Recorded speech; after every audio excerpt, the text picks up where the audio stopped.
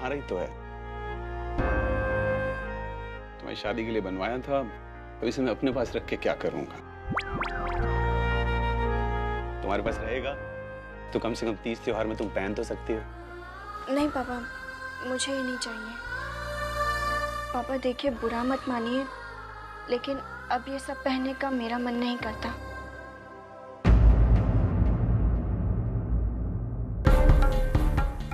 लो, गिरीश।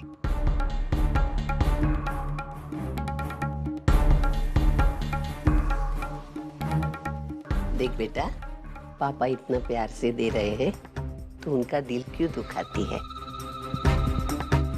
ले ले बेटा। लेकिन आई देख, सचिन इस घर का बेटा था, उसके जाने का दुख हमें भी है। तेरे और मानव की शादी के लिए तो इसका इस्तेमाल होगा ना? रख ले बेटा। नहीं आई।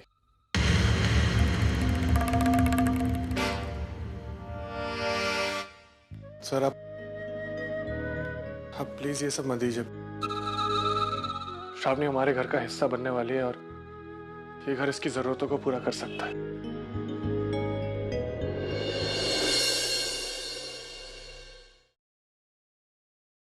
मानव, मैं तुम्हारी खुददारी को अच्छी तरह से जानता हूं। अगर मेरी वजह से तुम्हारी खुददारी को किसी तरह की ठेस लगी हो तो मुझे माफ करना। लेकिन मानव, अपने आप को मेरी जगह रख के देखो। श्रावणी मेरी इकलौती बच्ची है। तुम मुझसे कुछ नहीं मांग रहे हो, मैं अपनी खुशी से, अपनी मर्जी से उसको दे रहा हूं। और मानव, वैसे भी मेरा जो कुछ है वो सब श्रावणी का ही तो है। ना मत कहना मानव, प्लीज। मानव को सद्बुद्धि देना पापा। मानव लेना, अरे लेना मानव।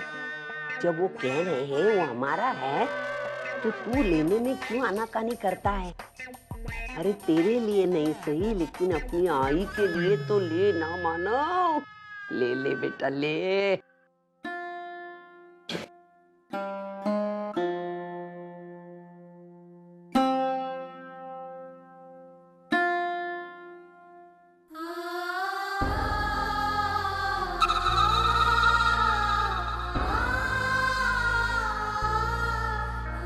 आई,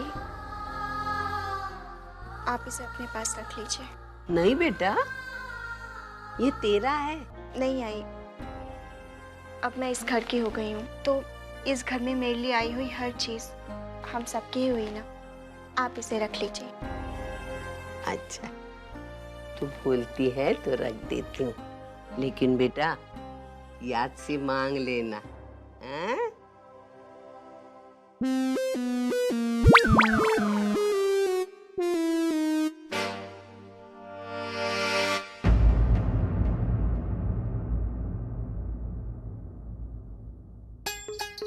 आहा, क्या हार है।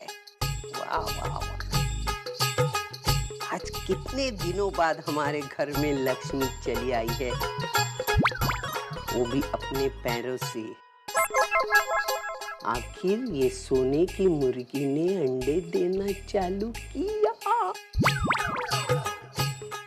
किसी ने सच कहा है, सोना बड़ी कमाल की चीज है, हर दर्द की दवा बन सकती है।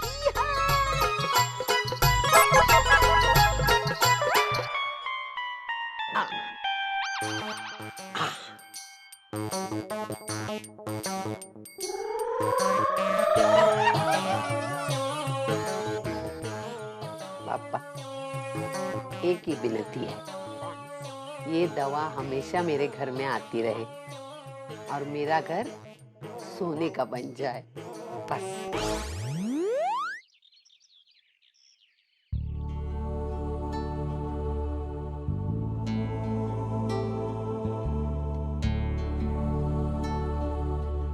ताई, एक बात कहूँ, जीजू ने जो किया ना वो ठीक नहीं किया ताई।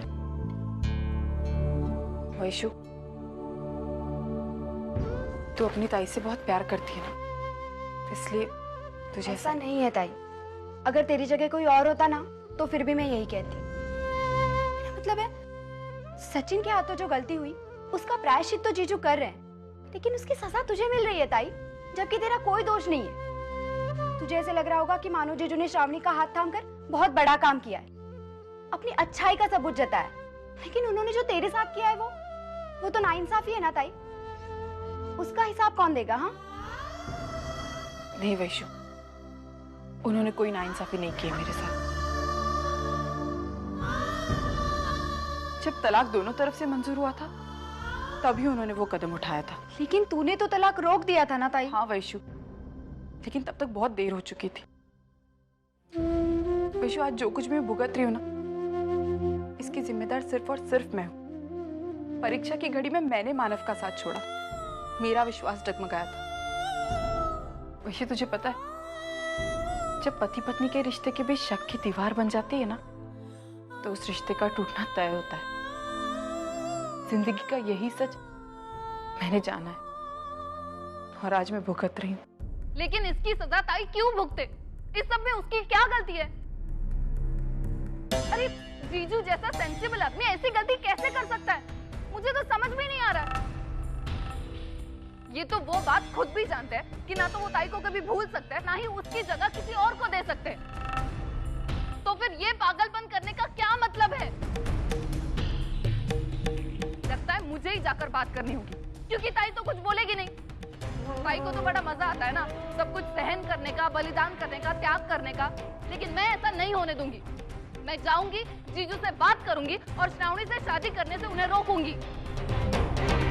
वर्षा, इसका अंजाम क्या होगा?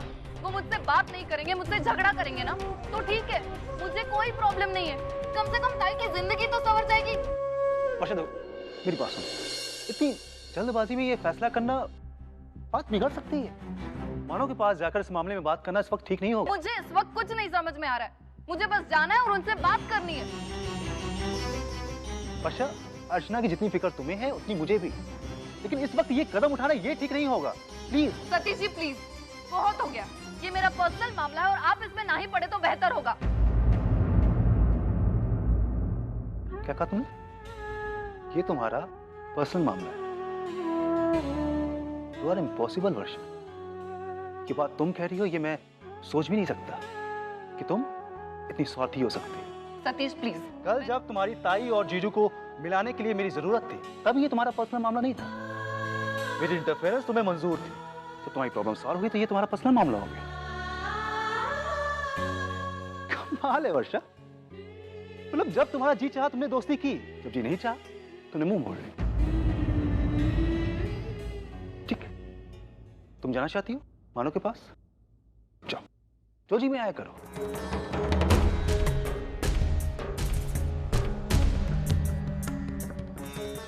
वहां आज के बाद मुझसे किसी भी तरह की मदद की उम्मीद मत रखना। मुझे भी कोई शौक नहीं है किसी के पर्सनल मामले में दखल देने का।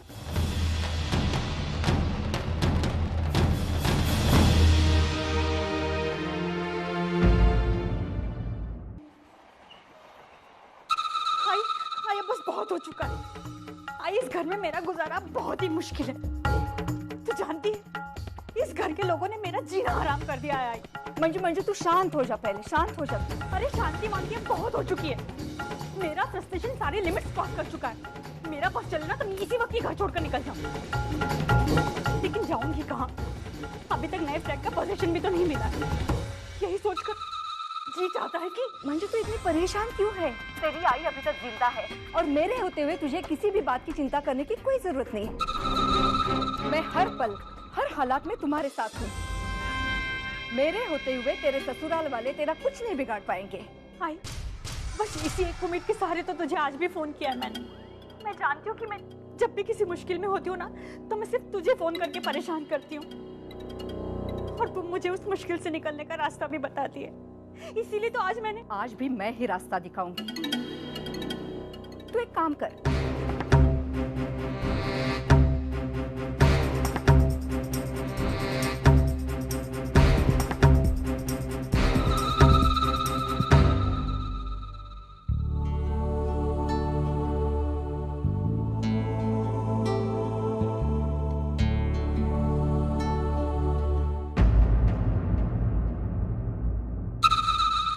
सब लोगों से एक बात करना चाहती हूँ।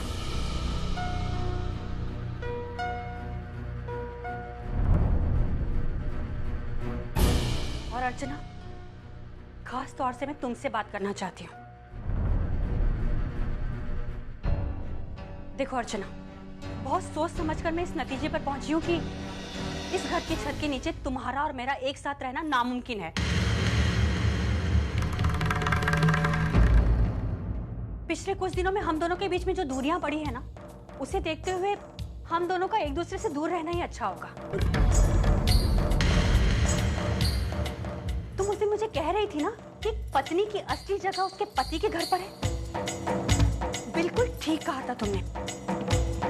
और तुमने जो कुछ भी कहा था ना, मुझे लगता है कि उस बात पर अमल करने का वक्त आ गया है। मतलब? अर्चू, मैंने तुमसे कोई ऐसी बात नहीं कही है कि तुम्हें उसका मतलब समझ में नहीं आ रहा है। मैं तो तुमसे बिल्कुल सीधी बात कह रही हूँ। मैं तुम्हें सिर्फ इतना कहना चाहती हूँ कि अब तुम अपने पति के घर पर चले जाओ, ताकि मैं अपने पति के घर पर चैन की सांस ले सकूं। ये घर मेरा है, ये जिंदगी मेरी है, और मैं ये बिल्कुल भी नहीं चाहती कि तुम्हारी वजह से मेरी जिंदगी में कोई प्रॉब्लम आए। ये मुझे मंजूर ही नहीं है। तुम होश में तो हो? अर्चू उस घर में नहीं जा सकती। अब वो उस घर की बहू नहीं है। लेकिन आई, आपकी बेटी अभी भी अपने आप को उस घर की बहू मानती है, तो जाने दीजिए ना उसे वहाँ पर। अर्चू कहीं नहीं जाएगी। तो ठीक है, मैं चली जाती हूँ यहाँ से। मंजू, नहीं विनू, मैं फैसला कर चुकी हूँ। या तो इस घर में अर्चना रहेगी या मैं रहूंगी।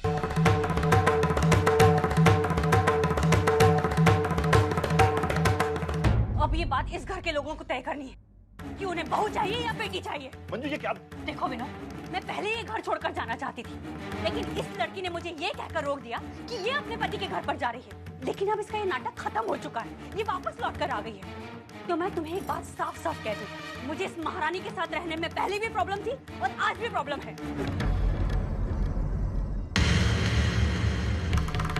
उस वक्त इसने घर छोड़कर इस प्रॉब्लम का सॉल्यूशन निकाला था ना, तो आज मैं घर छोड़कर इस प्रॉब्लम का सॉल्यूशन निकाल रही हूँ।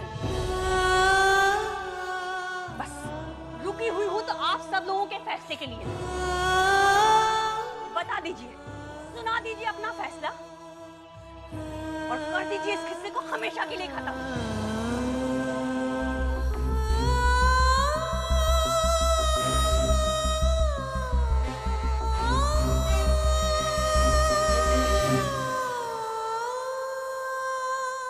अर्चू कहीं नहीं जाएगी।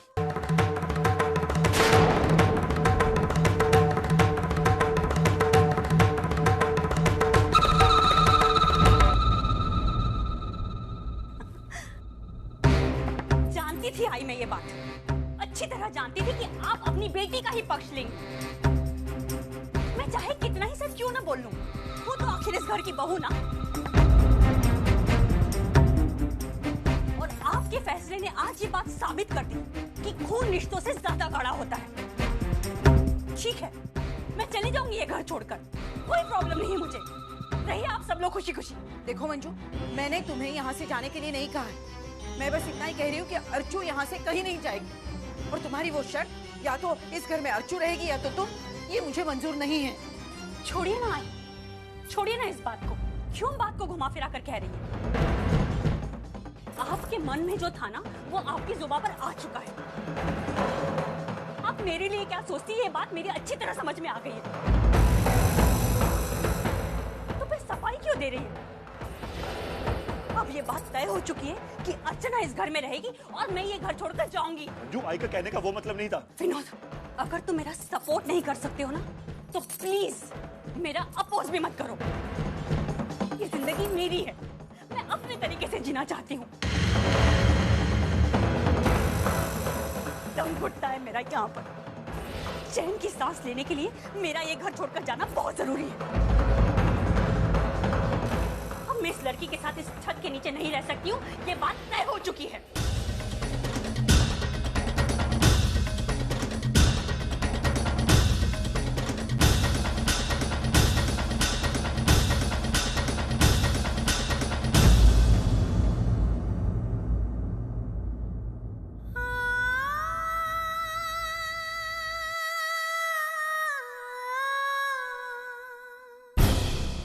पुनी, चल बेटा।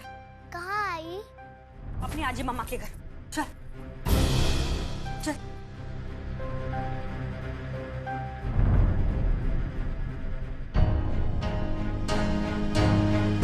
रुक जाओ मंजूषा। अरे पागलपन मत करो, छोटी सी बात को लेकर। आई, ये बात आपके लिए छोटी हो सकती है, मेरे लिए नहीं। यहाँ रहकर मैंने क्या कुछ सहा है ना, सिर्फ ये बात मैं ही जानती हूँ, और कोई नहीं। और आप जानती हैं आपकी प्रॉब्लम क्या है? सिर्फ यही कि आपको अपनी ही बेटी का दर्द दिखाई देता है, और किसी के दर्द की आपकी नजरों में कोई कीमत नहीं है। नहीं मंजू, ऐसी बात। मैंने आपको मौका दिया था मौका अर्चना और मुझ में से किसी एक का चुनाव करने का, और आपने अर्चना का चुनाव किया। तो फिर मुझे रोकने का नाटक क्यों कर रही हैं आप? ओह, अब समझ में आया। शायद आपको आपके बेटे के भविष्य की चिंता हो रही है। तो माफ करना आई, इस मामले में मैं आपकी कोई मदद नहीं कर सकती हूँ। अगर आपको मदद ही चाहिए ना, तो जाकर अपनी बेटी से मदद मांगिए, क्योंकि उसी ने अपनी बदनसीबी अपने भाई और भाभी पर थोपी है। चल पुन्नी। पुन्नी कहीं नहीं जाएगी। क्यों नहीं जाएगी पुन्नी? पुन्नी मेरी बेटी है, वो जरूर जाएगी मेरे साथ।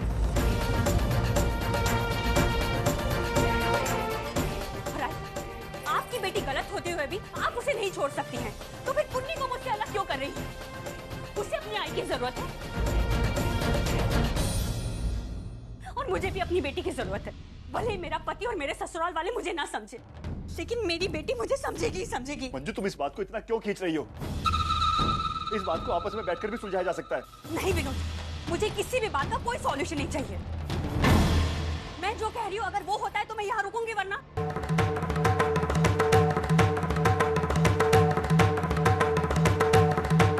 मैं जो कह रही हूँ अगर वो होता है तो मैं यहाँ रुकूंगी, वरना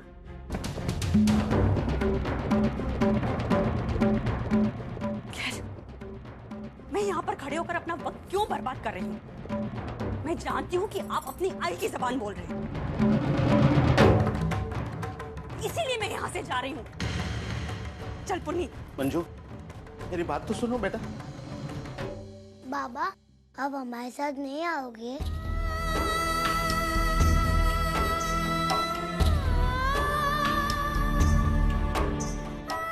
पुन्नी, चल बेटा यहाँ से। वही नहीं,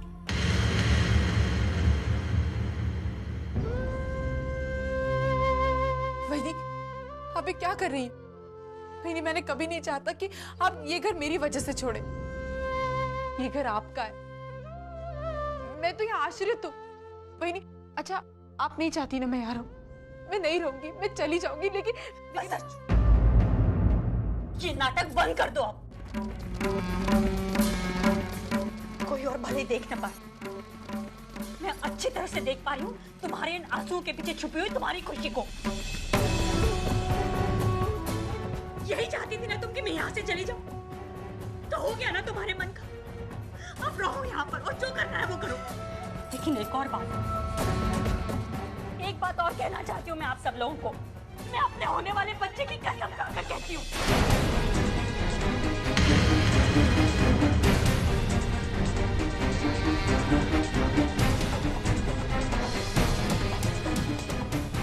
ये लड़की जब तक इस घर में है, मैं इस घर में कदम नहीं रखूंगी।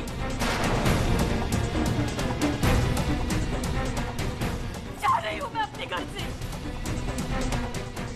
जा रही हूँ, नहीं वापस आने वाली हूँ। वही नहीं,